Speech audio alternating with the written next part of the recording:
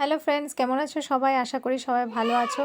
তো এখানে দেখতেই পাচ্ছ আমি মূলা নিয়েছি আর লইট্টা শুটকি নিয়েছি। আজ আমি মূলা পাতুরি করব লইট্টা শুটকি দিয়ে। তার জন্য আমি মূলাটা গ্রেট করে রেখে দিয়েছি আর এখানে লইট্টা শুটকিগুলো ধুয়ে ভালো করে লাল লাল করে ফ্রাই করে নিচ্ছি। এবার কড়াইয়ের মধ্যে তেল দিয়ে আমি পেঁয়াজটা ভেজে নিচ্ছি ভালো করে। ভাজার পর আমি মশলা অ্যাড করে দিলাম, পেঁয়াজ বাটা, রসুন বাটা, লঙ্কা বাটা ভালো করে কষিয়ে নিয়েছি। এখানে আমি গোটা রসুনও কিছু দিয়েছি, ভালো লাগে। তো এবার মশলাটা কষানোর পরে আমি আগে থেকে গ্রেট করে রাখা মূলাগুলো দিয়ে দিলাম, দিয়ে ভালো করে কষিয়ে নিব। আর যখন তেল ছেড়ে দিবে, ড্রাই হয়ে যাবে, তেল ছেড়ে দিবে, তখনই আমি ওই যে ভাজা লইট্টা শুটকিগুলো দিয়ে দিব। এবার ভালো করে কষিয়ে নিয়ে তারপর ভালো করে কষাতে হবে। আর যত কষাবো ততই এই মূলার পাতুরিটা ভালো লাগে।